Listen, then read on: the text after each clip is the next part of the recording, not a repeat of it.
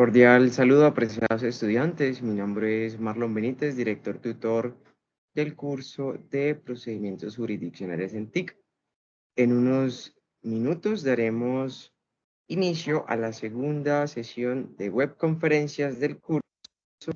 Esperaremos unos minutos para que se puedan adherir y unir los estudiantes a esta webconferencia.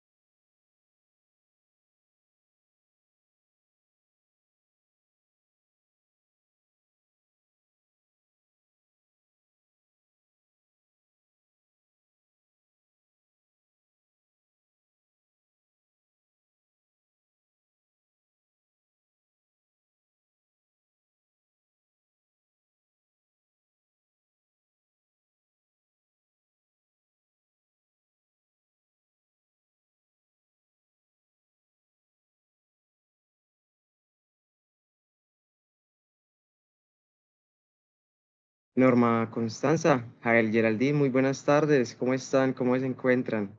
Un gusto saludarlas. Yes. ¿Me escuchan?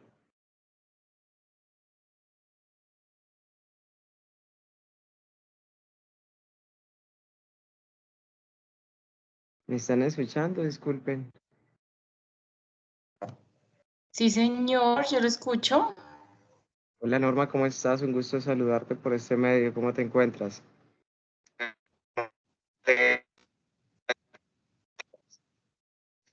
¿Me oye, profesor? Sí, sí te escucho. Sí. Te Ah, escucho.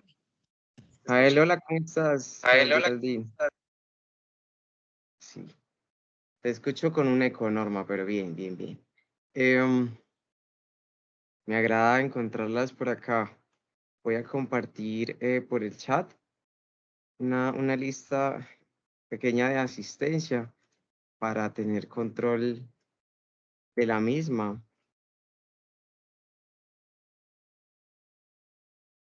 Y pues mientras se adhieren más compañeros a la webconferencia, Norma Constanza, Jael Geraldine, quería invitarlas particularmente este viernes, mañana viernes, en horas de la tarde, a partir de las 6, estaremos junto con la líder del programa, la doctora Lenny Viviana, estaremos adelantando el proceso de inducción y reinducción de la tecnología en gestión jurídica de la información. Obviamente están especialmente invitadas. Vamos a estar allí también con otros profes, Oscar Mateo y demás, Naum y demás, para efectos de brindarles a ustedes como una capacitación, una inducción, nuevamente valga la redundancia, de los beneficios y algunos aspectos que comprende también el programa de la tecnología en gestión jurídica de la información, que como ustedes bien ya saben, se encuentra adelantando un proceso de autoevaluación. Entonces, pues, ya que las veo por acá, les comparto esa información. ¿De acuerdo? Eh, Hi, Geraldine, gusto saludarte. Recuerdo que en el anterior CIPAS estábamos adelantando un poquito el tema de las relatorías de las altas cortes, ¿sí? Digamos que partiendo también de la necesidad, partiendo también de esa misma línea del análisis de sentencias, de lo que profieren las altas cortes dentro de nuestras jurisdicciones, recordemos que dentro de la teoría del Estado, pues están las tres ramas del poder, ¿no? La rama ejecutiva, la legislativa y la judicial. Y de alguna u otra forma comprendemos que dentro de la rama judicial se encuentran algunas jurisdicciones, que son las formas en que se administra la justicia en Colombia. En Colombia se encuentran la jurisdicción ordinaria, ¿sí? Cuyo organismo de cierre es la Corte Suprema de Justicia. Seguidamente tenemos la jurisdicción de lo contencioso administrativo, liderada por el Consejo de Estado. También tenemos una jurisdicción especial para la paz, quien la maneja la JEP. Y finalmente la jurisdicción constitucional, que está en cabeza de la Corte Constitucional. ¿Sí? Digamos que la webconferencia pasada trató principalmente de conocer un poquito esas relatorías que se encuentran en estas altas cortes, ¿no? Pero pues atendiendo también la necesidad de comprender lo interesante y lo chévere que son las sentencias, la relatoría, lo que nos dicen las altas cortes, hoy vamos a aprovechar esta webconferencia para realizar algo que nosotros denominamos análisis jurisprudencial. Norma Constanza, Jael Geraldine. ¿Ustedes han escuchado hablar de este término, análisis jurisprudencial?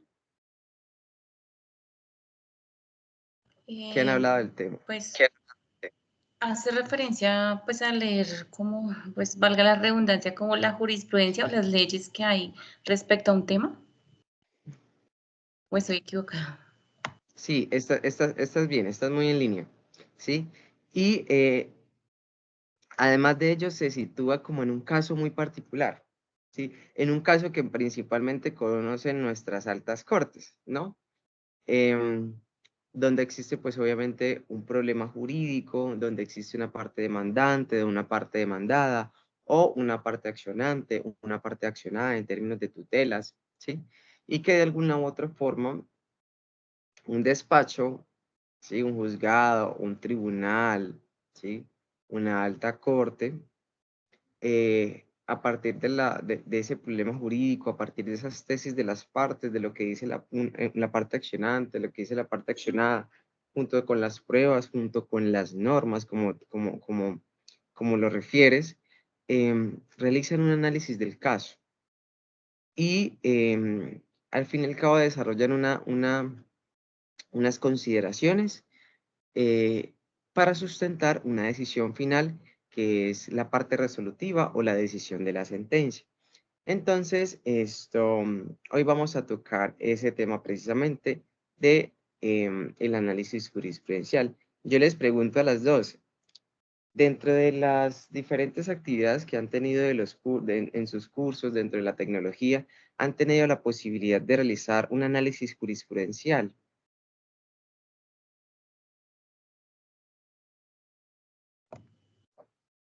Yo aún no, profesor, la verdad no. ¿No? No. Jael Geraldine. Nosotros hace poco hicimos uno para derechos humanos ¿Sí? y más que nada yo me centré, fue por nos estábamos centrando por el lado del tema de que prima más si el derecho de la mamá gestante o del bebé no nacido. Entonces, por ese Mm, lado nos tocó pues empezar a revisar todas las pues varias sentencias que hablaban frente al tema y que corresponde a más, o sea, que primaba más en sí. Entonces, fue por ese lado que nos fuimos. Pues es lo que hemos mm, analizado de parte de... ok, excelente, súper bien, chévere esos temas. Hay unos temas muy más debatibles, muy todo. Pero entonces, pues digamos, el objetivo de esta webconferencia es analizar o llevar a cabo de alguna u otra forma este tipo de análisis, ¿sí? Digamos que como todo análisis tiene como una estructura, ¿no? Tiene pues una ruta que hay que tener en cuenta, ¿no? Digamos, yo voy a hacer la advertencia de lo que vamos a realizar ahorita es un análisis práctico, ¿sí? Y también vamos a utilizar un instrumento que se llama una ficha de análisis jurisprudencial.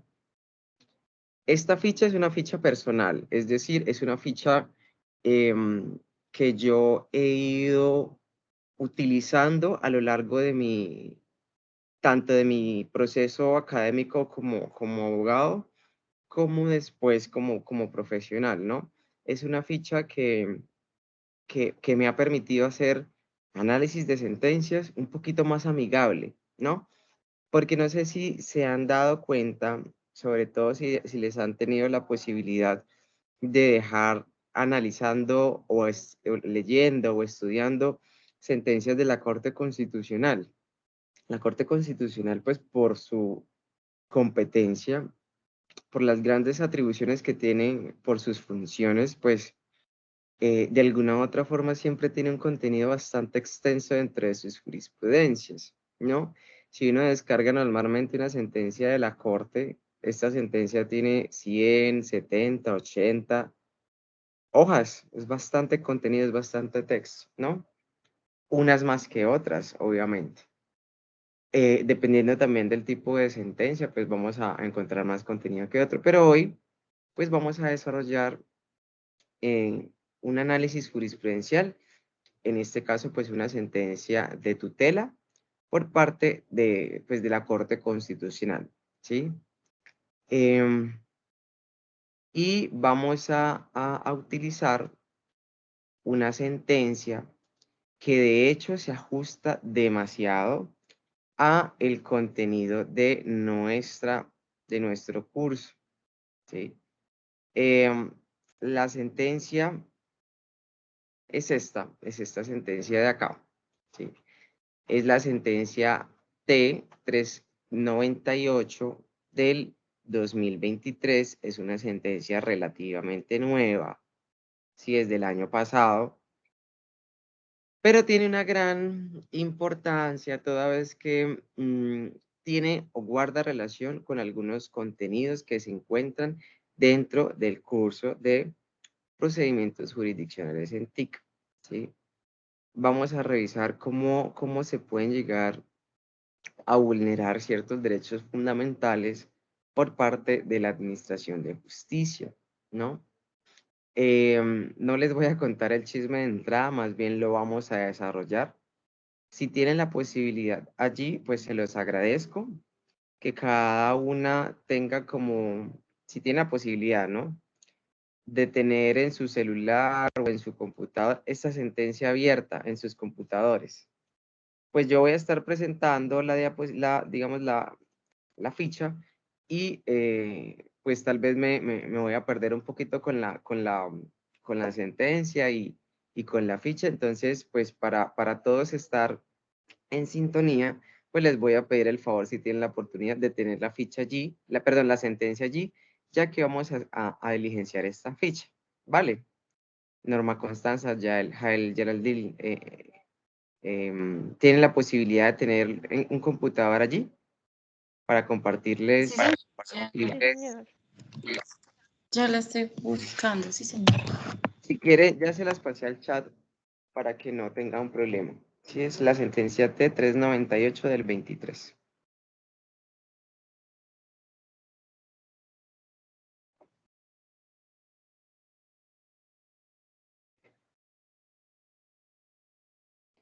Y me avisan cuando la tengan por ahí. Listo, sí, señor. Yo ya la tengo. Listo.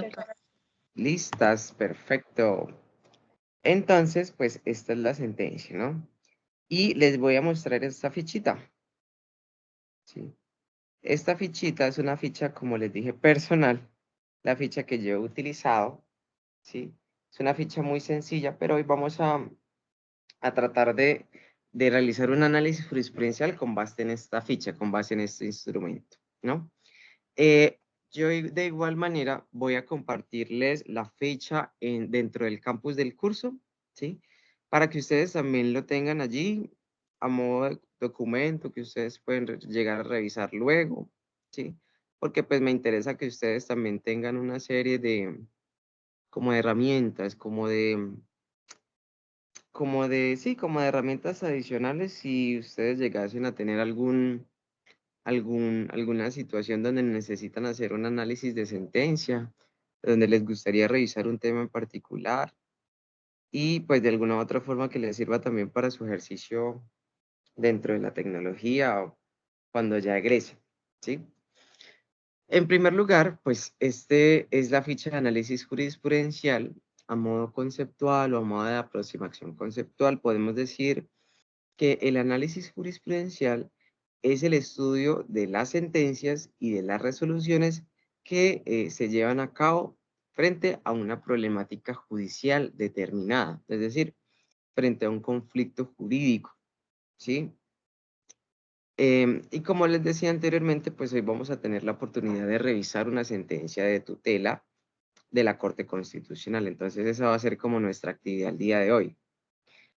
A grandes rasgos, ¿no? Obviamente, estos son los contenidos típicos o generales de una sentencia o de una providencia judicial, ¿no?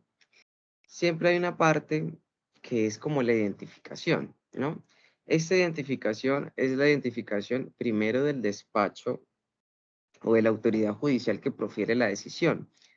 Puede ser un juzgado, puede ser un tribunal, la sala de un tribunal, puede ser una sala de una alta corte, etc.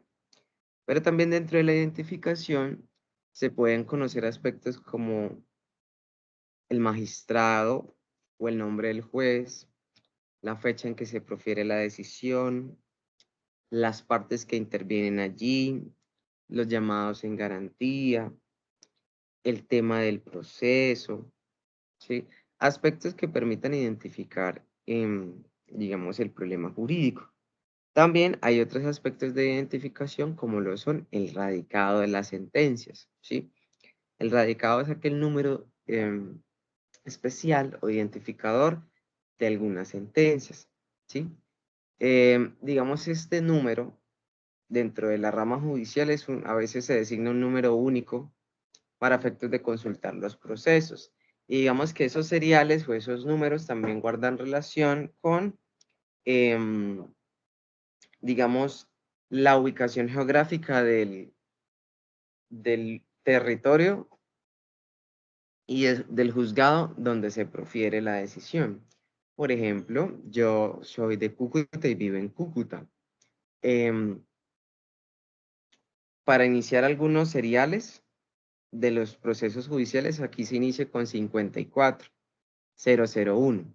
Entonces, a partir de allí se empieza norte de Santander, Cúcuta. O sea, cada serial hace referencia como una parte del territorio, ¿sí? Seguidamente, los números posteriores también hacen referencia a qué juzgado o qué tribunal tienen.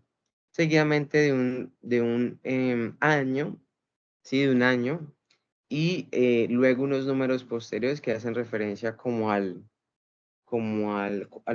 número continuador, ¿sí? Y finalmente dos números finales que permiten identificar si el proceso está en única, en primera o en segunda instancia. Pero pues en términos generales es eso, identificar el proceso uno de otros.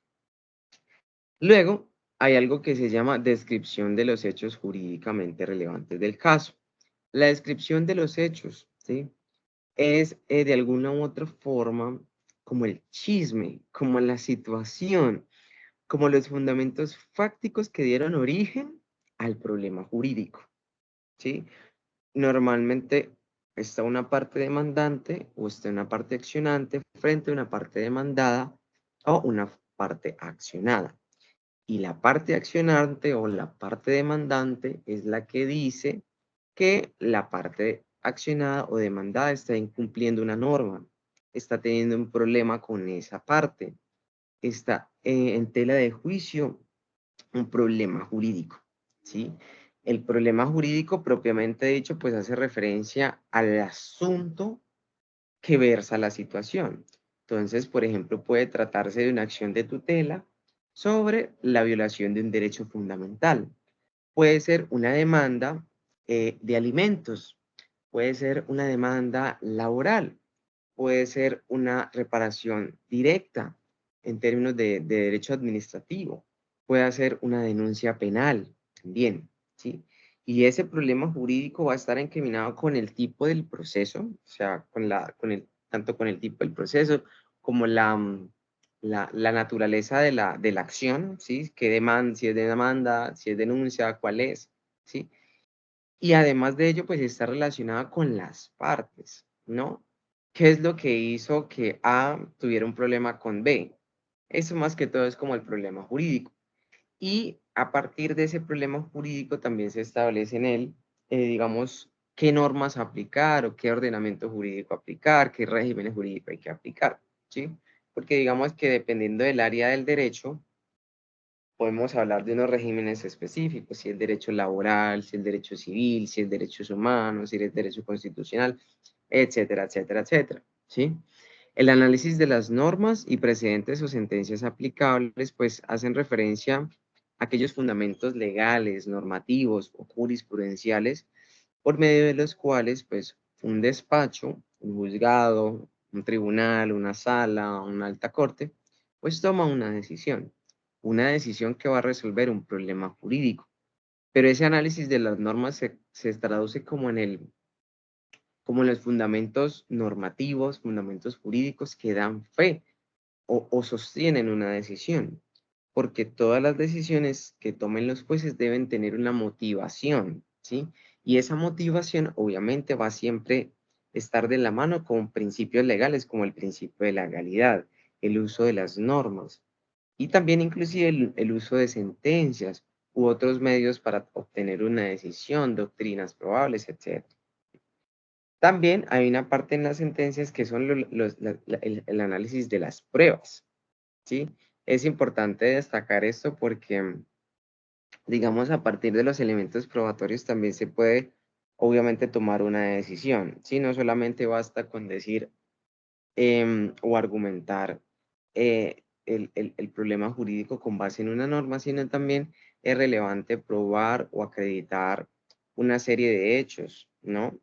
Entonces, por ejemplo, si se violó el derecho fundamental a la petición, hay que pues, probar o acreditar la petición que se radicó, el número de radicado, el derecho fundamental invocado, qué es lo que está pasando, si es un derecho a la salud, hay que llegar, no sé, la historia clínica, si es un derecho que tiene que ver con la educación, no sé, tiene que ver con un estudiante, si es un derecho que tiene que ver con el orden laboral, bueno, traigan las pruebas laborales, cositas así, ¿sí? Todo fundamento jurídico también viene acompañado de un fundamento probatorio, ¿sí?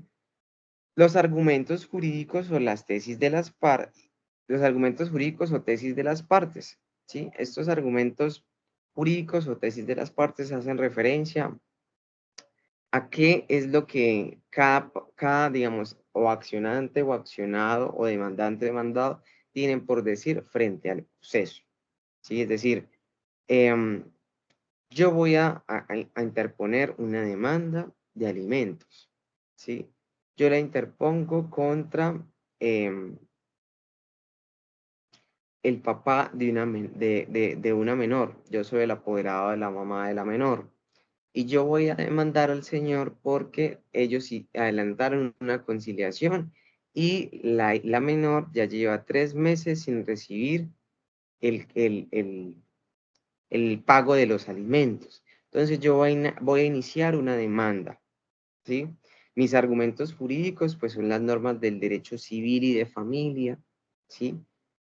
Por medio de las cuales yo voy a entablar o argumentar que el padre de esa niña tiene la obligación legal, por ser una menor de edad, de suministrarle o darle los alimentos con base en el ordenamiento jurídico. Cito la Constitución, cito el Código Civil, cito el Código de Infancia y Adolescencia, etcétera, etcétera, etcétera. Por otra parte está el demandado, y el demandado también tiene derecho a decidir, o tiene el derecho también a defenderse. Él puede decir, no, pues yo no tengo la posibilidad de pagar porque me quedé sin trabajo. Ah, bueno, entonces lleguemos a una solución. Eso es más que todo como lo que una parte dice frente a la otra. Son los argumentos para la decisión. El razonamiento, también llamadas consideraciones de la decisión del despacho, son aquellos argumentos que tienen en cuenta tanto las normas como las pruebas y que finalmente son los motivos por los cuales se resuelve el problema jurídico. Y este problema jurídico se resuelve en su parte resolutiva o la decisión del caso, ¿sí? A grandes rasgos o típicamente, este es el contenido de una sentencia. Jael, Geraldine, Norma Constanza, ¿vamos bien? ¿Todo está excelente? ¿Me entienden? ¿Están escuchándome? Sí, señor. ¿O tienen Sí, alguna señor. duda? De mi Vamos parte bien. está claro. Sí, señor. Vamos claros. Listo, listo, listo. Si ustedes tienen alguna duda o inquietud, usen el micrófono porque si yo estoy proyectando, pues no las veo. ¿Listo? Ok. Y pues vamos a hacer, esta es la ficha que les decía, ¿sí? Primero voy a hacer como una sensibilización de la ficha y pues voy a hacerlo de conformidad con la sentencia, ¿no? Como les decía, es esta sentencia la que hoy vamos a analizar. Yo sí traje a colación esta sentencia porque es que precisamente esta sentencia tiene mucho que ver con los contenidos del curso de procedimientos jurisdiccionales en TIC, ¿sí? En ese orden de ideas, pues vamos a empezar a diligenciar esta ficha que yo les propongo acá. Entonces, de entrada, esta es una ficha que es de análisis jurisprudencial, en este caso de la Corte Constitucional. La Corte Constitucional en Colombia, como máxima autoridad dentro de la jurisdicción constitucional, esta Corte pues es la encargada de interpretar la Constitución y ha sido muy famosa por proteger y garantizar una serie de derechos y garantías fundamentales, ¿no? Con base en la Constitución política, obviamente, ¿sí? La Corte Constitucional tiene dentro de sus competencias o dentro de sus funciones la posibilidad de interpretar la Constitución en casos concretos por medio de sentencias de tutela o también en casos en donde se demande la inconstitucionalidad de las normas, es decir, esta norma, esta resolución, este acto administrativo está en contra de una norma constitucional, se demanda. Sí, puede demandarse. Porque, pues, como sabemos, o para tenerlo presente, la Constitución es la norma de normas y las normas que estén debajo de ella, que sean contrarias a la misma, pues obviamente van a tener un efecto negativo para para el ordenamiento y pues se tiene que buscar la preservación constitucional con base en todos los derechos, garantías, deberes y libertades que prevé la Constitución política. ¿Sí? Entonces, una de las formas o una de las funciones de la Corte Constitucional es revisar casos concretos en materias de tutelas. Las tutelas en el país, pues vale hacer la salvedad de que todos los jueces en el país son jueces constitucionales, ¿sí? Entonces, pues cuando se interponen acciones de tutela por la violación de los derechos fundamentales, tales como el derecho de petición, el derecho a la salud, el derecho a la vida, el derecho a la libertad de expresión, el derecho a la libertad de culto, a las libertades sexuales y reproductivas, ¿sí? En general, todos los derechos fundamentales. Cuando se hacen esos análisis de las sentencias de tutela, pues pueden resultar en procesos de única instancia, es decir, se resuelve la tutela, ninguna parte apela, queda el proceso ahí, o de dos instancias, primera y segunda instancia. En ambos casos, todas esas sentencias que se resuelven en Colombia por los jueces en el país van a la Corte Constitucional. La Corte Constitucional tiene esa gran tarea, tiene esa gran responsabilidad de ir ante o de acaparar y recibir todas las tutelas que se profieren a nivel nacional. Así las cosas, pues de entrada conocemos el gran trabajo acumulado que tiene la Corte Constitucional, ¿no? Entonces, pues digamos que dentro del ordenamiento y dentro de las funciones de la Corte Constitucional está previsto el análisis de las sentencias de tutela. Y el análisis de las sentencias de tutela se hace de manera aleatoria, es decir, la Corte Constitucional tiene 9 magistrados, ¿sí? Estos 9 magistrados obviamente son las personas más competentes para analizar la Constitución política, ¿sí? Y estos 9 magistrados, cada uno tiene un despacho. En ese despacho, pues, el líder del despacho es el magistrado o la magistrada, ¿no? Y a cada magistrado o a cada magistrada, a cada despacho, se le asigna por reparto una serie de decisiones de tutela para que las analice. También existen salas de decisión o las salas de revisión, que están compuestas por 3 magistrados, ¿sí? Pero en esas salas donde están los 3 magistrados, digamos que uno es el magistrado ponente o el magistrado que tiene, digamos, como encabeza la resolución del caso. Cuando las sentencias llegan a la Corte Constitucional, las decisiones de tutela se revisan por 3 magistrados, donde uno de ellos es quien por reparto le fue asignada la acción de tutela. Norma Constanza, Gel Yaraldil, ¿entendieron un poquito este tema? Este tema es complejo, pero pues yo lo hago como para socializar un poquito el tema de cómo se conocen las tutelas en la Corte Constitucional. ¿Vamos bien? Sí, señor. Pues yo tengo una duda. Dime. ¿Todas las tutelas van para allá o eligen algunas para que ellos las analicen porque son muy importantes o porque son temas, no sé, que generan polémica? Bueno, no sabría cómo decirlo.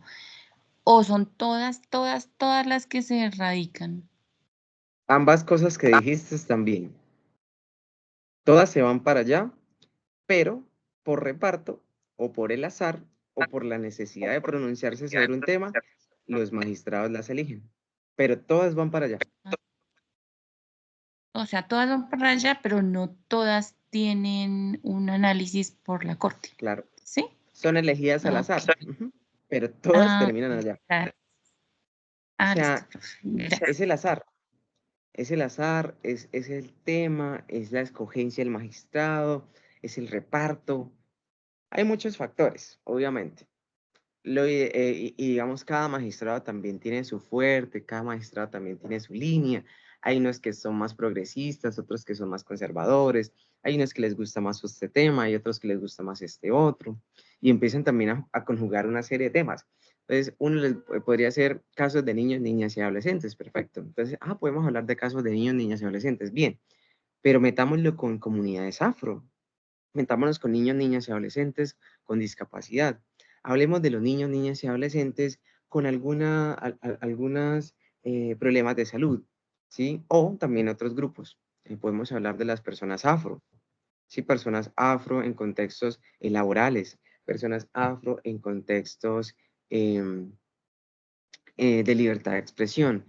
Podemos también meternos en casos de derechos de las mujeres, temas de género, ¿sí? Personas con orientación sexual diversa.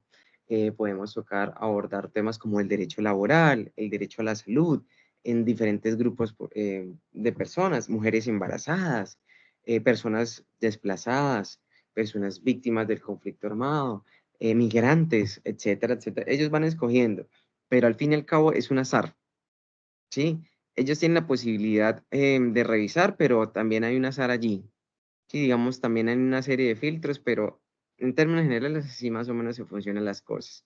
¿Sí? Jael Geraldine, ibas a intervenir. Perdona, alcancé a ver tu micrófono abierto. No, no, señor, no tengo ninguna ¿No? inquietud. Bueno, más o menos así va la corte. ¿Sí? Entonces, en este caso, pues vamos a revisar sentencias de tutela que según el caso que tenemos, ¿no? El número. Bueno, la primera es la identificación de la sentencia, como les decía anteriormente, que es la identificación. El número. El número se trata del número con el que se identifican las sentencias. En las sentencias de la Corte Constitucional, este número inicia con las letras T o SU, ¿sí? Y tiene un numerito adicional, ¿no? En el caso que En este tenemos caso previsto es por acá, 398. en este caso sería la T398. Entonces vamos a hacer lo siguiente. Sentencia T390. Vamos a copiar y pegar. Esto es un ejercicio de copiar y pegar, ¿sí? Es bastante chévere porque a mí me gusta mucho analizar las sentencias y digamos que utilizando la ficha es como más, a veces uno ordena un poquito más las ideas. La fecha en que se profiere la decisión. Entonces vamos a la, a la sentencia y vamos a buscar qué día fue que tuvo fallo. Si bajamos un poquito por acá, normalmente está luego del magistrado, ¿sí? Entonces, por ejemplo, aquí le vamos a encontrar 9 de octubre de 2023. ¿Sí? Fecha en que se profirió la decisión, 9 de octubre de 2023. Vamos a reemplazar algunas cositas, obviamente, que aparecen ahí en el texto. Pero ya tenemos aquí, 9 de octubre de 2023. ¿Sí? Ya por lo menos podemos decir que hemos cumplido las dos primeras fases, las dos primeras etapas. Sala de decisión. En la A la Corte sexta. Constitucional, las sentencias de tutela normalmente son decididas en salas de decisión, lo que les mencionaba anteriormente. Están constituidas por 3 magistrados identificadas por un número ordinal. Esta información se encuentra en el cabezado de la decisión y corresponde a los mismos magistrados que firman la sentencia. Ejemplo, Sala Séptima de Revisión de Tutela, compuesto por los magistrados tal, tal y tal. Entonces vamos a revisar en este caso quiénes son las salas de decisión. Lo vamos a encontrar por acá, Sala Sexta de Revisión, ¿sí? Entonces aquí vamos a reemplazar la sala sexta de revisión. ¿Y quiénes conforman la sala sexta? Vamos a revisar por acá. Aquí tenemos el magistrado sustanciador oponente, es decir, quien tiene la titularidad del caso, junto con los demás miembros de la sala de decisión que siempre están como al finalito. Debajo de la parte resolutiva, aquí está el resuelve, perdón, aquí está el resuelve. Está Antonio, que es el magistrado. Está también Paola y está Cristina. Paola Andrea Meneses. Y finalmente Cristina Pardo Cristina. ¿Sí? Ella era antes la presidenta de la Corte Constitucional. Yo no sé si Antonio es el actual presidente. Listo. Entonces ya tenemos la sala sexta de revisión y tenemos los 3 magistrados ponentes. Les pregunto yo, Norma Constanza y Jael Geraldine, ¿por qué creen que las salas de decisión están compuestas por 3 magistrados? Lo que se les venga a la mente. Para que no haya un voto, o sea, unánime, o para poder decidir, digamos que dos decisiones sobre una o algo así. Exacto, para que no haya un empate. ¿Sí? Porque si son pares podemos tener problemas, pero si son impares, pues siempre va a haber una mayoría, ¿no? Perfecto, Norma. ¿Sí? Por eso son 3. ¿Sí? Ahora pues vamos a empezar a diligenciar el segundo acápite. Ya terminamos la primera parte de la identificación de la sentencia, ya la cumplimos por acá. Ahora bien, vamos a empezar a hablar de qué son los hechos jurídicamente relevantes. Los hechos jurídicamente relevantes, pues, son aquellos que dieron origen al proceso, que son los fundamentos de la acción de tutela, con sus pretensiones de la acción de tutela. Las pretensiones de la acción de tutela en principio son que se tutelen el derecho fundamental a la salud, al derecho de petición, a la vida, al buen nombre, a la libertad de expresión, a la libertad de locomoción, etc. ¿Sí? Tesis de las partes, que son las, de alguna u otra forma, como las posturas de una y otra. Y finalmente, el sentido del fallo de primera instancia, es decir, qué es lo que pasó antes de que llegara a la Corte Constitucional. ¿Sí? ¿Qué es lo que en el proceso surgió antes de llegar a la Corte? Ideal. No todos los hechos tienen una directa relevancia para la solución del caso, por lo que no se trata de contar la historia con pelos y señales, sino de escoger lo que al derecho le importa de los hechos, es decir, lo jurídicamente relevante, ¿sí? Lo puntual del caso, lo más importante, ¿sí? Para ello se aconseja utilizar párrafos cortos, utilizando también viñetas. Primer hecho jurídicamente relevante, segundo hecho jurídicamente relevante, pretensiones de la acción de tutela, es decir, cuáles son los derechos fundamentales invocados, cuáles son los tesis de las partes accionante y accionado, y finalmente cuál es el sentido del fallo y argumentos de la decisión de primera instancia, si se tuteló o no, ¿sí? Ay, perdón, creo que voy a compartirles también de una vez la ficha. Yo igual se las voy a, perdón, igual se las voy a pasar por el campus, pero ya que las tengo acá juiciosas, se las voy a compartir de una vez. Ahí las compartí pues para que también la tengan ahí, ya que están ambas en el computador, para que de una vez las tengan, ¿sí? Y la pueden descargar. Igual yo se las voy a pasar en el campus, pero ya ustedes ya la tienen. ¿Me ibas a decir algo, Norma, perdón? No, profe, que muchas gracias, que ya la descargo. Gracias. Ah, vale. Sí, para que la tengan ahí, pues porque igual yo la voy a compartir en el campus, pero pues ya que ustedes están ahí las dos juiciosas, pues ya se los paso de una vez. ¿Sí? Y pues finalmente lo que hay que tratar de hacer es pues identificar estos hechos, ¿no? Hay una parte de la de las sentencias de la corte, ¿sí?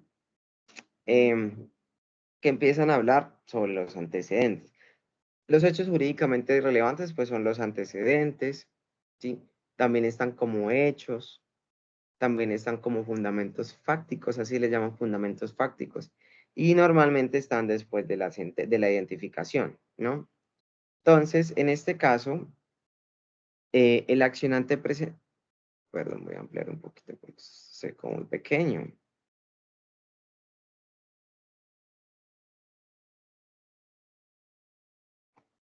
Ahí ven mejor, ¿verdad? Sí, señor. Sí, señor. Listo. Sí, señor. Ok, en este caso vamos a revisar qué fue lo que sucedió. Digamos, la parte accionante, es decir, la que interpone la acción de tutela, presentó una solicitud de tutela en contra del Centro de Documentación Judicial, Dirección Ejecutiva Seccional de Administración Judicial, la Sala Penal del Tribunal Superior del Distrito Judicial de Bogotá, Ingeniería de Sistemas y la Secretaría, invocando la necesidad de proteger sus derechos fundamentales de petición, de habeas data y al trabajo.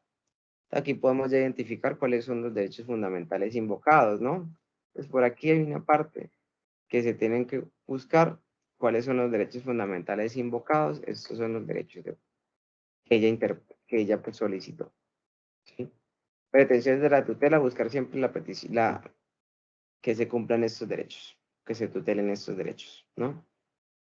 Hechos relevantes. Vamos a leer brevemente. Yo no sé si tengan la oportunidad, si quieren me colaboran con la lectura, por favor.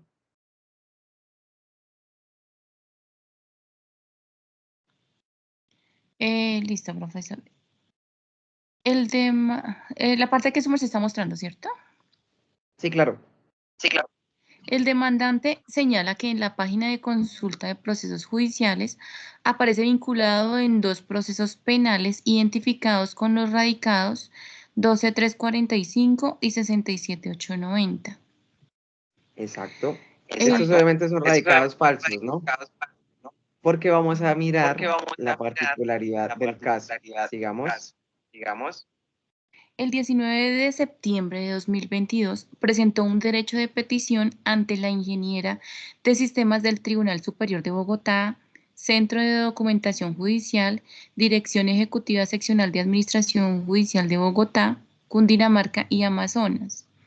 El Tribunal Superior del Distrito Judicial, Sala Penal, solicitándole ocultar su nombre del Sistema de Información Web Consulta de Procesos Nacional Unificada CPNU de la rama judicial, que es de acceso público. Sin embargo, indica que a la fecha de la presentación de la tutela no había recibido respuesta a su petición, configurándose por lo tanto un prejuicio irremediable y en consecuencia presenta acción de tutela. En otras palabras, muy seguramente esta persona llegó y puso en internet o en Google su nombre completo y resulta y pasa de que en la página web encontró que tenía procesos penales. Es decir, en internet. Aquí abran acá Google y coloquen su nombre, Marlon, Entonces ella colocó el nombre de ella y ¡pum! Salió que tenía 2 procesos penales. Obviamente, pues digamos, eso no es tan chévere, ¿no? Pues de alguna u otra forma ella quedó como expuesta, ¿no? Pero no puede ser que tenga un anónimo o fue con la cédula. Puede Pues pasar. vamos a conocer la situación. En este caso, pues no es un homónimo porque pues sí es ella, ¿sí? Pero vamos a realizar lo que pasó, ¿sí? Aquí yo voy a poner un poquito de acelerador porque siempre estas sentencias son un poquito largas, ¿no? ¿Qué es lo que sucedió? Digamos que a grandes rasgos, ¿sí? Em, lo que hubo en en la única instancia, perdón, es decir, solamente hubo una única instancia. Quien conoció el caso fue la Sala de Casación Penal de la Corte Suprema de Justicia, es decir, la Corte Suprema de Justicia conoció el caso. Y digamos que vinculó a una serie de unidades que se encuentran dentro de la rama judicial, que en principio son aquellas que tenían, por decirlo así, o que tienen en su poder los procesos penales que están en contra de la accionante, ¿sí? Resulta y pasa que también contestó la directora del CENDUJ o del Centro de Documentación Judicial, y ella solicitó pues que la desvincularan porque pues digamos ella no tenía nada que ver por el contrario lo que hizo fue corroborar que efectivamente la señora sí tenía 2 procesos penales radicados en su contra, ¿sí? Es decir, ella pues efectivamente tenía unos procesos judiciales en su contra. Pero ella lo que estaba reclamando es que cuando ella buscaba en Google aparecía expuesta, por decirlo así. Y pues mencionó que el CENDOJ pues es el encargado de administrar la página de la rama judicial, ¿sí? Digamos que ellos, según la parte actora, o la parte del accionante de la tutela, ellos tienen la responsabilidad de publicar la información, ¿sí? De las diferentes dependencias de la rama judicial, ¿sí? a través de los diferentes sistemas que tienen, a través de los despachos, ¿sí? Y que obviamente todo estaba justificado porque el sistema permite el registro de las actuaciones judiciales, ¿sí? Todo con miras pues a dar publicidad para la facilidad en las consultas para ir ante la rama judicial, ¿sí? Digamos que con un radicado, con un documento, con diferentes formas de identificación, nosotros podemos conocer los estados de los procesos. Si tenemos una tutela, si tenemos una demanda a partir de ambos, pues se puede consultar. Pero vamos a ver qué sucede en este caso, ¿sí? Digamos que todos los accionados pues dijeron que ellos no tenían nada que ver, ¿sí? Que por el contrario, pues ellos solamente tenían información porque pues la parte accionante pues sí tenía un proceso ahí de homicidio, tenía cositas allí, ¿sí? Y que tan pronto conocieron de la tutela, pues ocultaron la actuación en el sistema, ¿sí? Digamos, el proceso era válido, es decir, la parte de accionante pues sí tenía unos procesos penales, pero pues estaba reclamando por el hecho de que esa información estaba pública, con el nombre completo y con todo, ¿sí? Eso es lo que estaba reclamando. Y pues a modo de solucionar este tema, pues ocultaron la información que se encontraba pública, ¿sí? Además de ello, pues hubo más aspectos allí, pero pues son cositas de que están allí como de agregados. ¿Cuál fue la decisión? ¿Sí? Alguna de las dos me podría colaborar con la lectura de esta parte. Es decir, esta es la decisión de la tutela antes de llegar a la Corte Constitucional.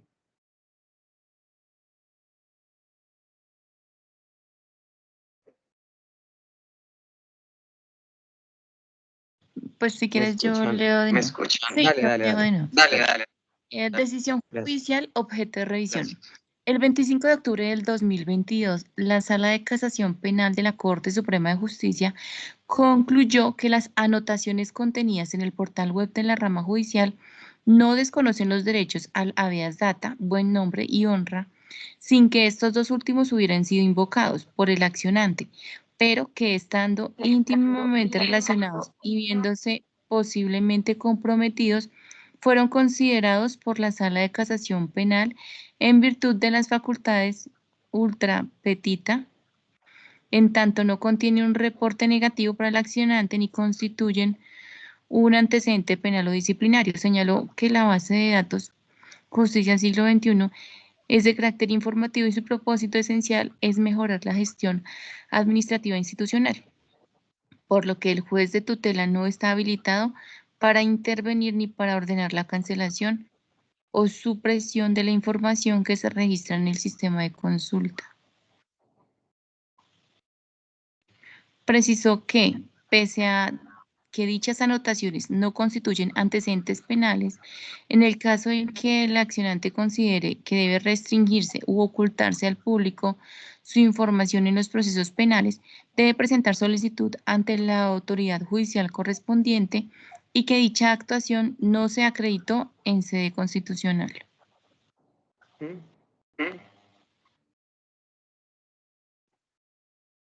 Respecto de la Bueno, información digamos pública.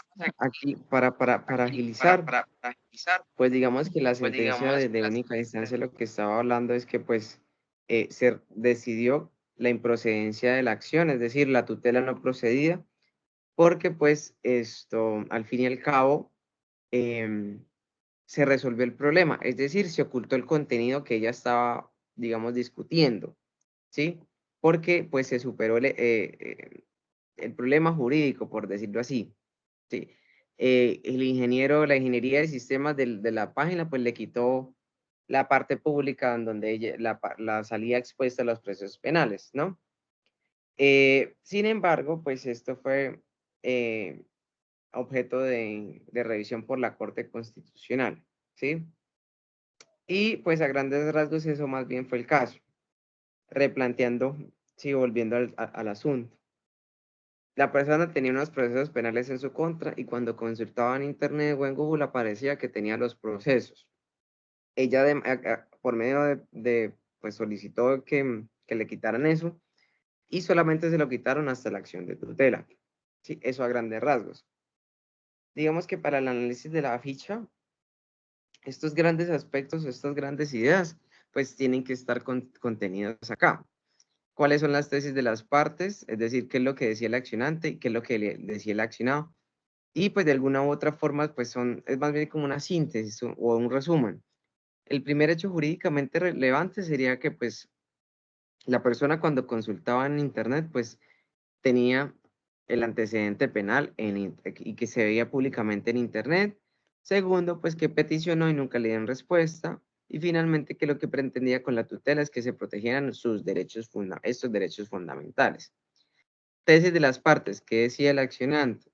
Pues que él no quería tener ese antecedente de Internet, pese a que pues tenía procesos penales. Y la accionada decía, pues eso que, primero, que se arregló, que se solucionó, que se le dio trámite, y segundo, pues que no tenían facultades como de decir o de decidir, porque pues al fin y al cabo es un sistema de información. Y finalmente el sentido del fallo fue pues improcedencia porque el hecho se superó, es decir, la información se protegió, se puso privada. Más o menos así. Norma Constanza, Jael Geraldine, vamos bien, todo excelente. ¿Entendieron un poquito el caso? Sí, sí, señor. Sí, Me queda señor. es la duda, digamos, en el momento en que presentó la tutela, supongo, pues se le notificó a las partes. Entonces, en mi pensamiento, creo que ellos inmediatamente dijeron, bueno, ¿cuál es la mejor forma de solucionar? Pues ya, pongámoslo privado, de tal manera que pues No ganarían en tengan sí lío la después. tutela. Exacto.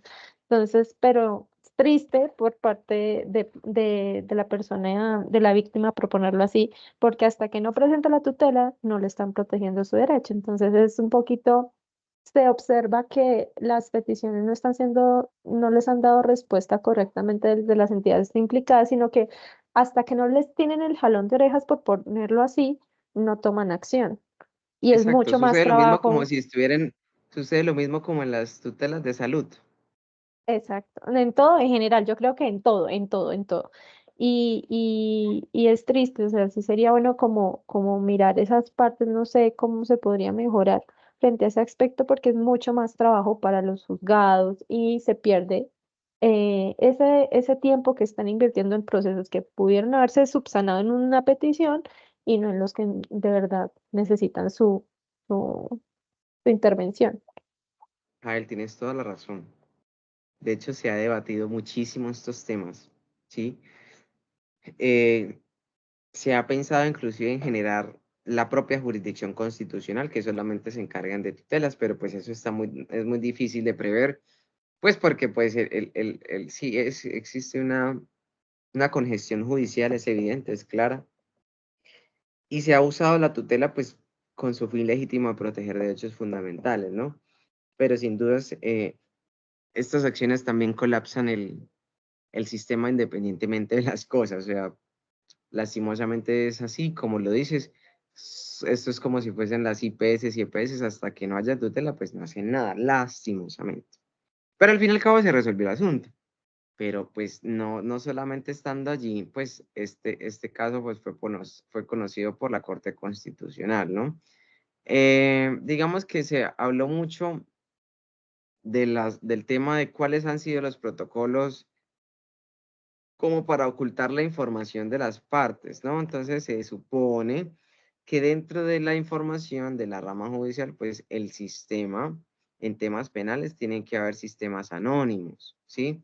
Pues para efectos de que no se divulgue la información por documentos sensibles como el número de identidad de la cédula, la dirección, el teléfono, el correo electrónico, pues eso obviamente son datos sensibles y están protegidos por el derecho de habeas data. Es un derecho fundamental, ¿sí? Y de alguna u otra forma hace referencia a que sí hay unos manuales que permiten anonimizar esta información, ¿no? Y pues digamos, también empiezan a mencionar que que ellos están cumpliendo con la solicitud, ¿sí? Sin embargo, pues una de las teorías de Sendoj es que nunca hubo derechos de petición, ¿sí? Y finalmente, pues, todo fue conforme a los protocolos y se resolvió el asunto. Sí, digamos que en esos términos generales ya terminamos aquí los hechos jurídicamente relevantes. Obviamente, estos de diligencias cuando ya uno se sienta a leer y a revisar. Digamos, yo lo estoy haciendo rapidito porque el tiempo de nosotros es corto, pero nosotros ya, por ejemplo, ya identificamos qué es lo que sucedió, ¿no? El problema jurídico, pues, puede ser uno, pueden ser varios, ¿sí? Si no es muy largo, lo puede transcribir o copiar. ¿El problema jurídico qué es? Es por regla general un enunciado en forma de pregunta que va a guiar la argumentación de la decisión. Normalmente las sentencias tienen un acápite llamado problema jurídico. Algunas veces se encuentra claramente en el enunciado, otras veces pues no se encuentra como pregunta. En ese caso se habrá que seleccionar solo la parte en que la Corte se cuestiona o enuncia qué asuntos debe recibir. Es inusual encontrar sentencias que no tienen problema jurídico. De ser el caso, hay que indicar que no hay o también se puede construir, ¿no? Y si miramos una parte, después de competencia, está precisamente los problemas jurídicos, ¿sí? Y el problema jurídico lo podemos identificar por acá. De acuerdo con la pretensión, fundamentos fácticos y jurídicos, la sala de revisión deberá resolver si la sala de casación penal de la Corte Suprema acertó al negar la tutela bajo revisión o si por el contrario las accionadas vulneraron los derechos fundamentales al mantener publicado en la página de consulta de procesos de la rama judicial por 14 años, esto no lo habíamos revisado, pero pues se nos saltó, por 14 años una actuación adelantada por un juez de control de garantías previa formulación de imputación y si de otro lado vulneraron su debido proceso al no contestarse la solicitud de anonimización, ¿sí? Este es un primer problema jurídico. Se alega además si la vulneración del derecho al trabajo, porque pues muy seguramente ella la parte refiere que pues si le buscan el nombre en internet, muy seguramente van a encontrar que tiene problemas penales y eso pues va a ser un impedimento para conseguir trabajo. Sin embargo, no se aportan argumentos dentro del expediente que permita inferir que está siendo vulnerado el derecho al trabajo. Entonces la sala pues no se pronuncia, ¿sí? Solamente va a revisar estos temas. Y ese, a grandes rasgos, es el problema jurídico, este de acá. Si lo logran observar. Es un poquito largo, pero pues está el problema jurídico, ¿sí? Si la Corte Suprema de Justicia violó los derechos fundamentales al negar la tutela. Y digamos que la Corte Constitucional, para dar respuesta al problema jurídico, usa una estructura de requisitos de procedencia de la acción de tutela, ¿sí? Siempre lo hacen porque tienen que revisar los requisitos que están establecidos para la tutela. Subsidiariedad, necesidad, etcétera, etcétera. De regla, o sea, es como revisar si es procedente o no. Y luego de ello, pues aborda el objeto del fondo del asunto.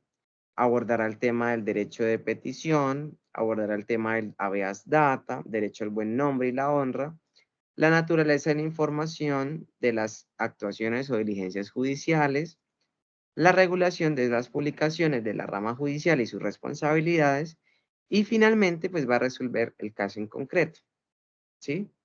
Y eso en términos generales, pues es como la estructura como la estructura lógica que se pone en la corte para resolver ese problema jurídico, ¿sí?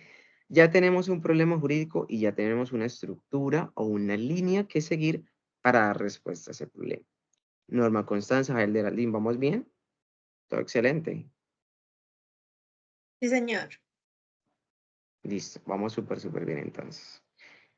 Estos son requisitos de tutela, de procedencia, legitimación en la causa por activa o por pasiva a grandes rasgos, es decir, si la parte que tutela es la verdadera interesada o si la parte que se está tutelando ¿Es la competente o no para pronunciarse? Eso se revisa allí. ¿Quién es el titular del derecho? Como pueden observar, aquí pues está un nombre que es Jorge, que muy seguramente es un nombre que cambia para pues proteger la anonimización de las personas, porque miren que, por ejemplo, nosotros tres estamos leyendo una sentencia de un caso real, pero miren que esa sentencia, porque está publicada en internet o no, yo les pasé hasta el link, pero miren que empiezan a cambiar los nombres. Eso es precisamente porque ellos tienen que tener protocolos para evitar ese tipo de asuntos. Pero no, a veces la rama no hace ese debido proceso. Es decir, los manda así con los nombres reales y todo el mundo puede ver esos nombres, ¿no? Y lo que sucedió. Y a veces hay temas delicados. Entonces, pues, se revisa la legitimación, se revisa nuevamente lo que sucedió, ¿sí? A grandes rasgos, pues aquí también se hace un resumen de los hechos. Normalmente después del problema jurídico siempre hay un resumen de los hechos por ahí. Y también se colocan más cositas que se surten en trámite de la Corte Constitucional, pues porque las partes también mandan informes y conceptos. Otro requisito que es el de inmediatez, ¿sí? Es decir, que la tutela se haya pues radicada en un término razonable. Normalmente los términos razonables de tutela son 6, 7 meses, ¿sí? No se puede pretender tutelar luego de 2, 3, 4 años a cositas así. Falta de respuesta, subsidiariedad, obviamente pues la tutela pues debe ser subsidiaria en la medida en que existen otras actuaciones a veces para atender a la defensa de los derechos. El derecho de petición es uno de ellos, pero cuando ya se agotan algunos requisitos o acciones, pues solamente queda la tutela para mirar qué se puede hacer. Adicionamos más cositas. Y finalmente empiezan a revisar ya el fondo del asunto, revisan cómo está el derecho a acción de tutela frente al caso en concreto que está en el artículo 23, que es el derecho de todas las personas a presentar peticiones pues, respetuosas. El contenido de la acción de tutela pues es esto: elevar solicitudes, tener respuestas oportunas, tener respuestas de fondo, contestaciones claras, etcétera, etcétera, etcétera. Digamos, eso es el tema de la acción de tutela. Derecho de petición, pero lo que me interesa pues es este, ¿sí? Alguien que por favor me pueda colaborar aquí con este tema que es el de los derechos de la honra, el buen nombre y la habeas data. Ya. Bueno. Los derechos a la honra, el buen nombre y el habeas data gozan de protección constitucional. En el artículo 15 de la Constitución Política dispone que todas las personas tienen derecho a su intimidad personal y familiar y a su buen nombre, y el Estado debe respetarlos y hacerlos respetar. De igual modo, tienen derecho a conocer, actualizar y rectificar las informaciones que se hayan recogido sobre ellas. Sobre ellas en bancos de datos y en archivos de entidades públicas y privadas. En la recolección, tratamiento y circulación de datos se respetarán la libertad y demás garantías consagradas en la Constitución. A partir de los enunciados normativos de dicho artículo 15, es posible identificar la existencia de tres derechos fundamentales: la intimidad, el buen nombre y el habeas data. Pese a la cercanía conceptual de estos derechos, cada uno goza de autonomía. Esto es, que es posible que una de estas garantías y fundamentales se vea afectada y llegue a ser tutelada, y que no ocurra lo mismo frente a los dos restantes. Es decir, intimidad, buen nombre y habeas data son completamente independientes. Ahí empiezan a hablar de otros derechos, el derecho al buen nombre, ¿sí? Que hace referencia a que la imagen y reputación de un ciudadano ostenta frente a la comunidad, la cual hace parte e implica una protección constitucional, ¿sí? El habeas data busca proteger los datos personales y los diferentes tipos de información. Siempre va a tener un tema tensionante cuando se publican algunas actuaciones judiciales frente a la transparencia y el debido proceso. y algunos casos de participación democrática y derechos políticos, ¿no? Porque inclusive la ley de habeas data refiere que debe protegerse por habeas data la afinidad política de las personas y no tiene que ser público. Sí, es también considerado un dato sensible, por decirlo así, hasta temas políticos están allí. Eso pues obviamente está contenido en las leyes estatutarias de estos temas. ¿Sí? Ahora bien, hay información que es pública o que es de dominio público, ¿no? Y esta pues hace referencia a que puede tener consideración o que no tenga reserva, es decir, está publicado en Internet, por decirlo así. Si yo les pregunto a ustedes dos, Norma Constanza y Jael Geraldine, acá, hay datos que son públicos, pero que son privados, perdón, pero pueden ser públicos. Yo, por ejemplo, puedo saber qué tipo de PS tienen ustedes dos si ustedes me dan su número de cédula.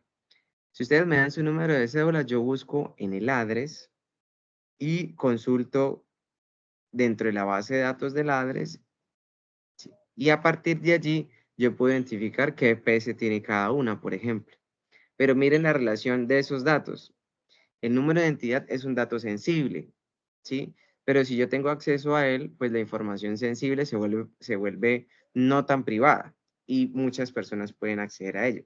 Por eso es tan delicado compartir los números de identificación, porque de alguna u otra forma personas inescrupulosas pueden utilizar esos datos pues, para buscar información personal, ¿no? Pero hay temas muy delicados allí, porque hay información que es pública, pero uno le da el permiso de ser pública, ¿no? Entonces está todo ese tema. Hay información que inclusive es semi-privada y privada, ¿sí? Y hay otras que son reservadas, que están contenidos también en la ley estatutaria del derecho de petición.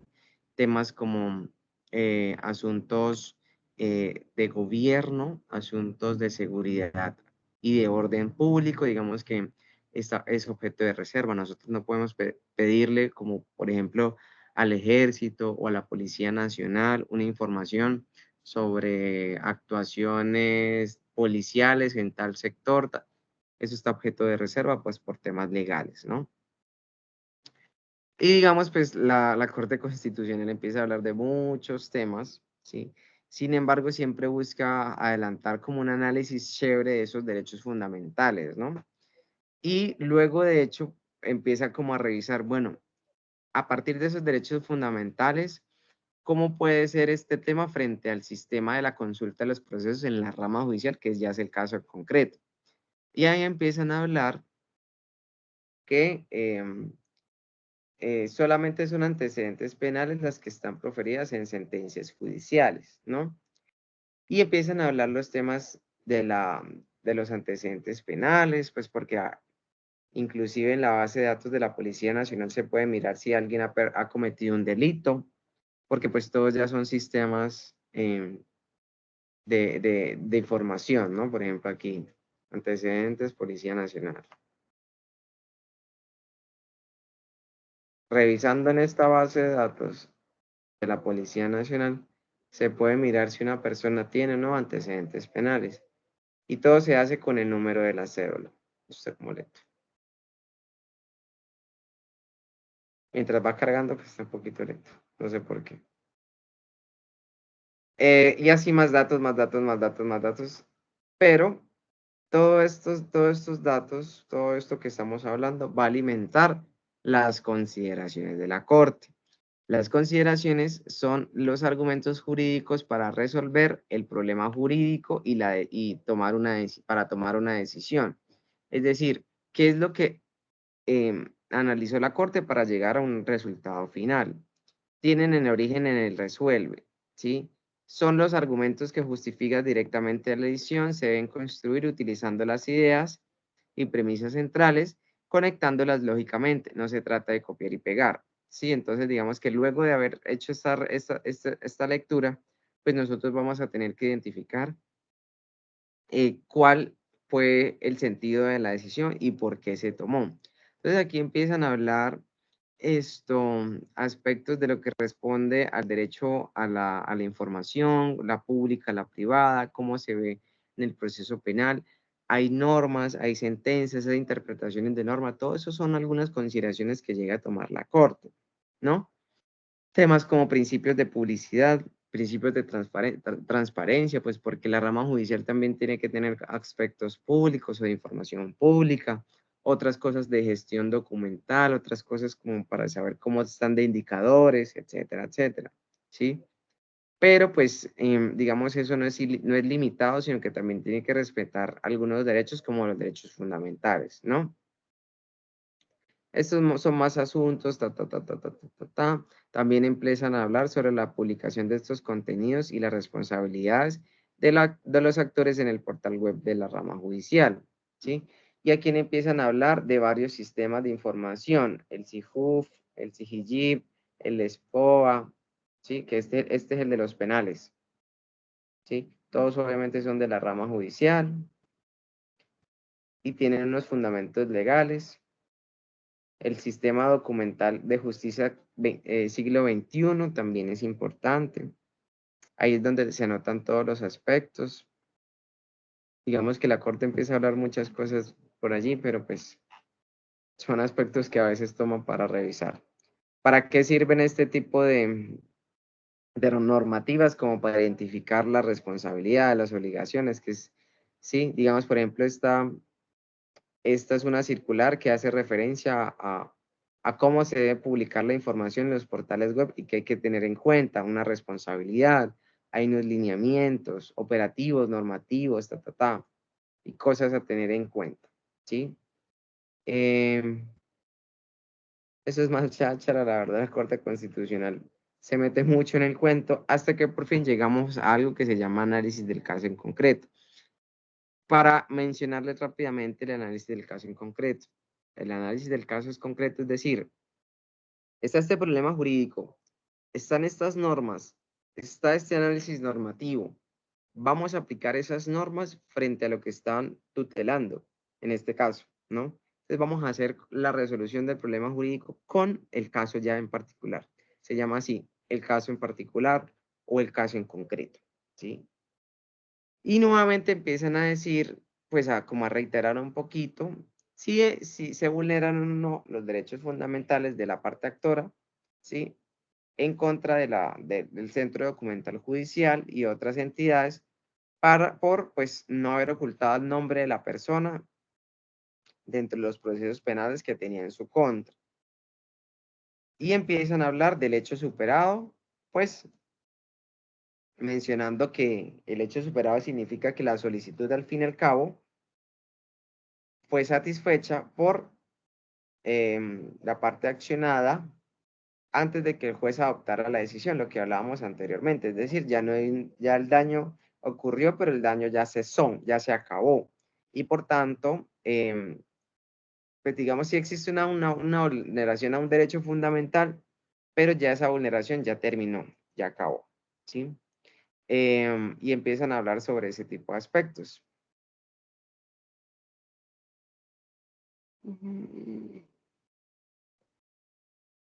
Ok.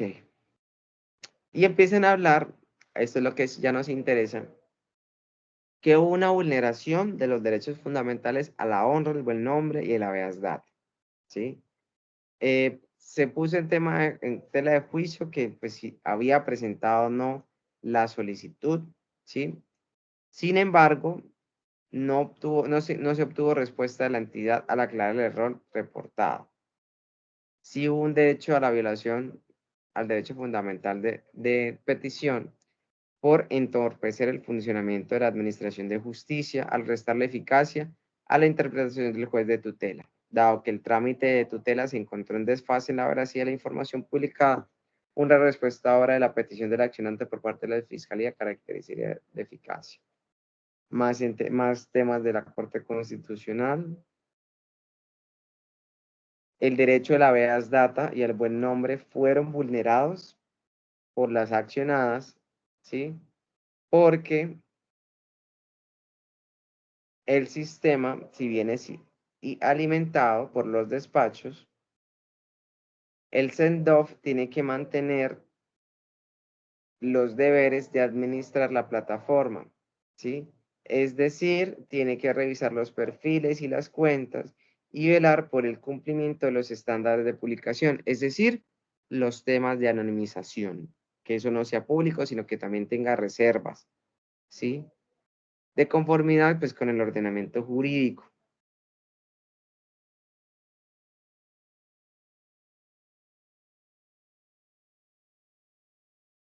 Esos son temas ya los penal, digamos, el proceso penal que se surtió.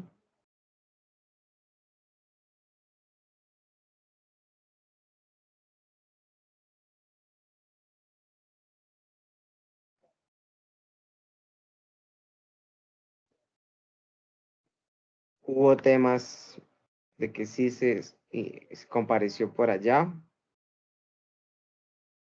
Y que miren, con el agravante de que no hay un límite temporal para mantener expuesto en público el nombre del accionante, ¿sí?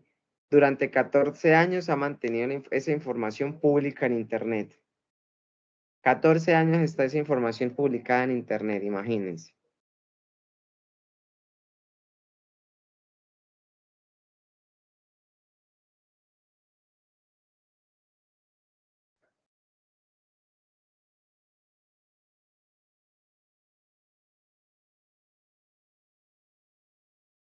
Finalmente, pues ordena que el nombre del accionante sea ocultado en la página web de la rama judicial, pues no se trata de un dato útil a la finalidad de la publicidad del proceso, ni de cara a los puestos procesales, ni a la comunidad.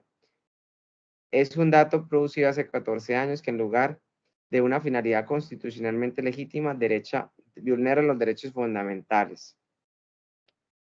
A grandes rasgos, la decisión de la Corte Constitucional puede decir que sí se vulneraban los derechos fundamentales de la parte accionante, pues puesto que si bien cometió algunas situaciones penales, pues ya tenía 14 años ese dato allí. Y él lo que estaba solicitando es que esa información se bajara o se quitara, ¿sí? Norma Constanza, Jael Geraldine, ¿me están escuchando? ¿Vamos bien? ¿Todo excelente? Sí, señor. Sí, señor. Sí, digamos que, dime, No, no. digamos que la Corte Constitucional sí se mete con muchos temas, abarca muchos aspectos, pero si uno se detiene a leer juiciosamente los casos, uno puede entender el asunto, ¿no? Normalmente la resolución va antes de la decisión, ¿sí? Entonces, al fin y al cabo, la Corte Constitucional dijo que pese a que hubo carencia de objeto, es decir, solucionaron el tema al fin y al cabo, sí hubo una vulneración de los derechos fundamentales, ¿sí? Porque esa información, pese a que él cometió, digamos, delitos penales, no tenía que estar esa información tanto tiempo, teniendo en cuenta además que pues él solicitó que se ocultara la información, que además está usando derecho de habeas data, ¿no? Y finalmente, dentro de la ficha está la parte resolutiva. Indique cuál es el resuelve de la decisión. Si no es muy largo, puede transcribirlo o copiar. La parte resolutiva es esta partecita de acá. Entonces, síntesis de la decisión. Ah, perdón. Digamos que esta es la síntesis de la decisión, es el resumen de todo lo de arriba. Este es un resumen de todo lo que pasó, ¿sí? Se vulneraron los derechos y se toma la siguiente decisión. Primero, revocar la sentencia de única instancia. La revocaron. Revocaron esto y solicitaron amparar el derecho fundamental de honra, buen nombre y habeas data del accionante. Y finalmente ordenaron a la rama, al centro de documentación judicial que ocultara la información, por el nombre del Señor. Y reiterar muy seguramente una sentencia de unificación, que es una decisión previa que ya se había tenido por estos temas, para que revisen los temas de la tecnología, la información y las comunicaciones dentro de la rama judicial, ¿no? Eso es, digamos, a grandes rasgos este tema.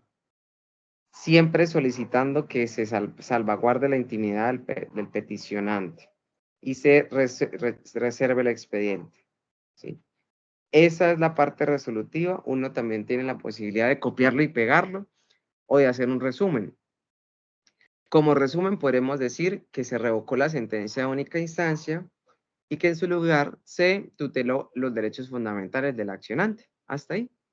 Y además se ordenó ocultar la información de la rama judicial. También, perdón, si vieron que pues, la parte resolutiva es muy sencilla y solamente se puede interpretar de manera fácil. Digamos, es decir, si se tuteló o no y en qué sentido. ¿Ibas a hablar, Jael? Perdón. Sí, es como la parte más concisa.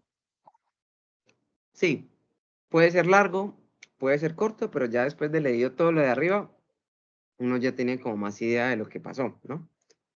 Y finalmente existe la posibilidad de que existen aclaraciones y o salvamento de votos. La aclaración del voto, teniendo en cuenta que son 3 magistrados, ¿sí? Existe una decisión, ¿no? Pero con 2 que estén a favor, basta para tener la decisión. Pero, pues, este puede salvar el voto, que es decir, el aclaramiento de la decisión, es decir, ¿por qué lo hace? ¿Por qué decide?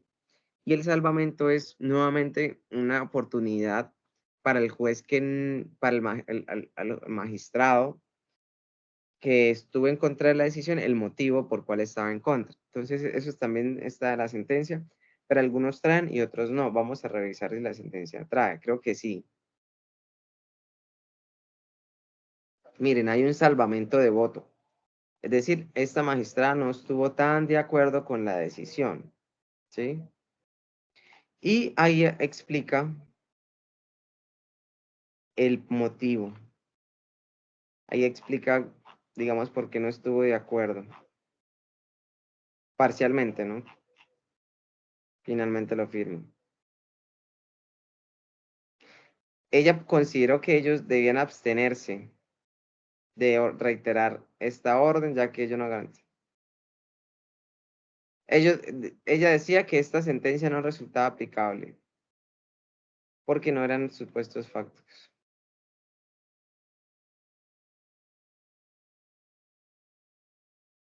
Esto, a mi juicio, hubiera conllevado un amparo más efectivo. Bueno, es una posición ahí que ella está en contra, digamos, con los magistrados que tomaron la decisión. A grandes rasgos, perdón, eso es el análisis de la sentencia. Pero también, pues para efectos prácticos, para efectos también de comprender algunas situaciones, hay un acápite que me gusta colocar acá, que es el acápite de comentarios. Y digamos, este acápite es esto, es hacer un análisis de la decisión, ¿sí? Donde el estudiante pueda revisar si estuvo de acuerdo con la decisión o no, cuáles son los argumentos, que pueda analizar también la situación, ¿sí? Que a partir de la lectura haya encontrado unos temas que le interesaran. ¿Sí? Un comentario es como una apreciación adicional sobre la sentencia. ¿Sí? No se trata de decir si estuvo bien o mal la decisión, sino más bien de apropiarse de los contenidos del curso para construir un comentario justificado frente al sentido del fallo de la Corte Constitucional. Sí, digamos que los comentarios son como más un aporte del estudiante frente a la decisión judicial que se tomó, ¿sí? Digamos que este tema es bastante chévere o interesante, me gustó traerlo a colación porque digamos que digamos cuando uno revisa el curso de procedimientos jurisdiccionales en TIC, uno mira que que es muy práctico, ¿no? Entonces, por ejemplo, la sesión pasada veíamos cómo buscar las relatorías. Hoy miramos cómo se puede analizar una sentencia, porque muy seguramente esto les puede ayudar también para hacer síntesis de información. Cuando uno sintetiza, cuando uno hace resúmenes, pues uno está teniendo en la cabecita una serie de procesos cognitivos. Y esos procesos cognitivos, pues obviamente tienen que ver con la forma en que nosotros empezamos a leer, a leer en voz alta, a comprender, ¿sí? A analizar, a resumir, a escribir, a sacar a partes importantes y eso bajo una estructura lógica como la estructura de las fichas, entendiendo como la estructura de las sentencias, se convierte al fin y al cabo en una forma rápida que ustedes puedan comprender qué es lo que habla una sentencia. Porque como pudieron observar, la sentencia pues siempre es larga, ¿no? Pero miren que, por ejemplo, nosotros en alrededor de 40 minutos logramos abordar o leer los aspectos más importantes. Y los tres estuvimos acá y no tuvimos la arduosa labor de revisar todo, ¿verdad? Sí, lo logramos muy rápido, de hecho. Y el caso, digamos que yo lo cito porque es que eso está dentro de los contenidos del curso. Dentro de los contenidos del curso, digamos, dentro de la fase 2 o la fase 1, no recuerdo, estaba específicamente cuál es la obligación de la rama judicial frente a la obligación de mantener los derechos de habeas data protegidos. Si ustedes recuerdan esa actividad, Jael. Jael, tú presentaste, por ejemplo, un trabajo muy chévere sobre eso, sí lo recuerdo. Pero miren cómo se interrelaciona el caso con esas actividades. Quería preguntarles también cómo les pareció la actividad.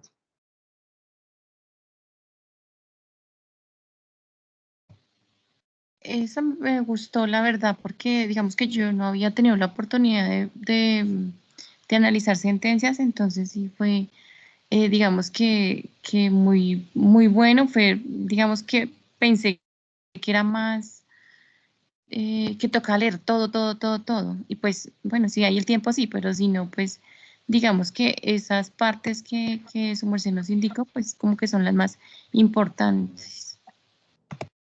Sí, y mira que es un ejercicio que como tú lo dices puede ahorrarse uno el tiempo, porque hay sentencias y casos de casos larguísimos, pero si nosotros sabemos identificar el panorama general, nosotros ya podemos ser más diligentes, ser más rápidos y hacer las cosas un poquito más sencillas, ¿no? Por ahí dicen que cuando la mente piensa, el cuerpo no sufre. Imagínense leerse esta sentencia toda una noche. ¿Qué pensarían ustedes?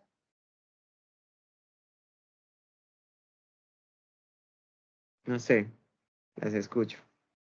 Que es un poco agotador. O sea, y muchas veces de tanta, una lectura tan extensa aburre.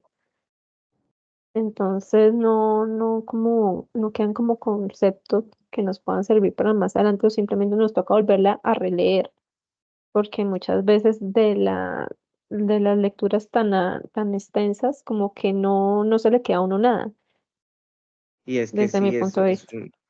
es más como una barrera de aprendizaje, ¿no crees? Es decir, uno ve tanto texto y dice, ay, qué pereza.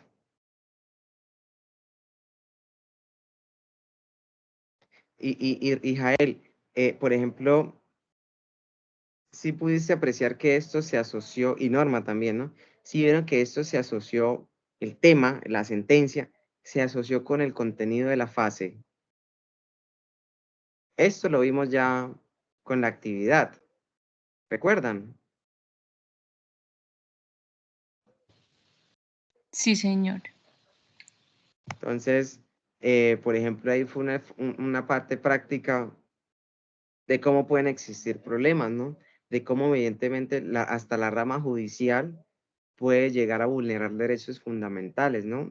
Recordemos honra, buen nombre, habeas data, porque al fin y al cabo, pues la información estaba allí y el señor estaba peticionando que la quitaran y no la quisieron quitar hasta que se radicó la tutela, ¿sí? Complejo el asunto, pero al fin y al cabo, pues se resolvió. Pero pues eso no obsta para que hagan a veces las cosas un poquito mejor. Listas. Norma Constanza, Jael Geraldine, ¿alguna duda, alguna inquietud?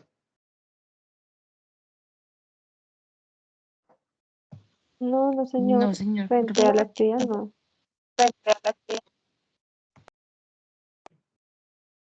Dime, Norma, perdón, no te escuché. No, señor, que está muy claro, la verdad. Todo estuvo muy claro. Perfecto. Bueno, estoy muy contento porque pues logramos en buen término acabar con con este análisis jurisprudencial. Espero esta webconferencia haya sido de su total agrado y utilidad. Les dejo ahí la ficha, igual pues yo la voy a compartir luego en el campus. Agradezco amablemente su participación, que están muy pendientes. Jael Geraldine, pues es la segunda web que nos vemos. Les reitero nuevamente la invitación el día de mañana a las 6 con la líder del programa. Y pues nada, quería desearles un feliz resto de noche. Espero podamos encontrarnos mañana y que pasen pues una excelente noche. Vale, muchas gracias por asistir. Hasta luego. Chao, chao. Hasta luego. Muchas gracias, profesor y compañera. Feliz noche. Muchas gracias. Feliz Hasta noche. luego. Muchas gracias.